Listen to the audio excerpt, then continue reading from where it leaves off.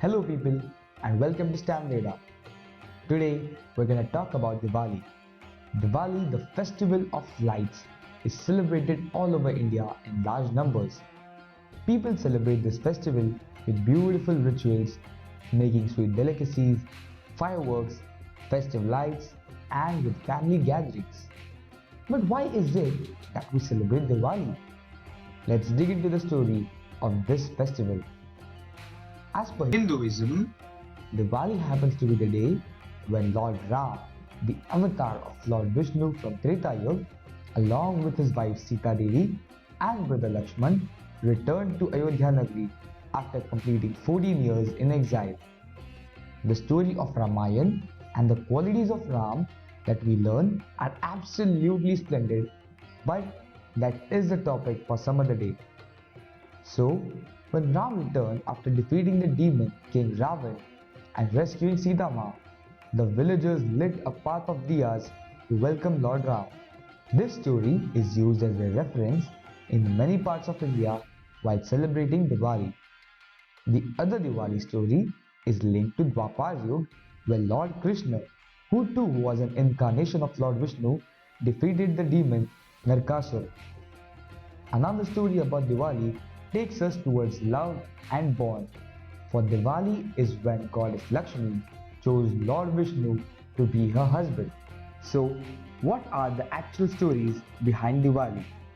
Now, the word Diwali is derived from the Sanskrit term Deepavali, which refers to a row of lighted lamps. The festival is celebrated over a period of 5 days from the Hindu month of Ashwin, from Krishna Paksha Dwadashi, that is the 12th day of the waxing phase of the moon, till the Shukla Paksha Pratipada, that is the first day of the waning phase of the moon.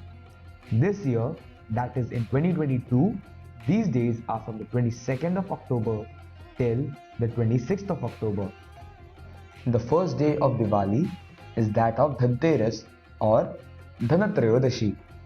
The story of Dhanteras lies back to King Hema, whose son's horoscope predicted his death by a snake bite on the 4th day of his marriage.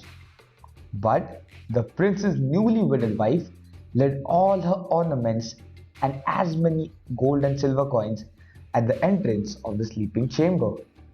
She narrated and sang many stories to keep her husband awake. The god of death Yam arrived disguised as a snake and was dazzled by the jewelry. He was unable to enter the chamber. Hence, he climbed on the heap of gold coins and heard the songs and stories the entire night and later silently went away. Next comes Narak Chaturdashi. This day falls between Dhanteras and the day of Diwali.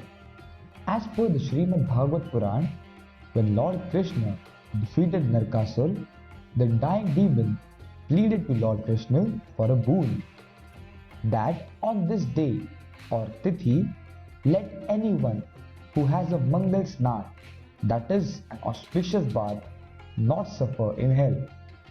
Shri Krishna granted this boon, and hence Ashwin Chaturdashi is known as Narak Chaturdashi. Next is the story of Lakshmi Pujan. Goddess Lakshmi, the goddess of wealth and prosperity, is worshipped on the Muhurat of Lakshmi Pujan. The story behind this is when Lakshmi ji herself was roaming on earth on a Kartik Amavasya. The darkness of no moon day had everyone's door shut. Meanwhile, between all of this, Lakshmi ji found a hut that still had a diya burning. In that hut lived an old woman. As Lakshmi ji came incarnated as a young girl, the old woman said it wasn't safe to roam around on a dark night. She offered Lakshmi ji the little food she had and made bed for Lakshmi ji. The next morning, the woman woke up and saw that the young girl was gone, but her hut was replaced by a palace with gold and diamonds scattered all around.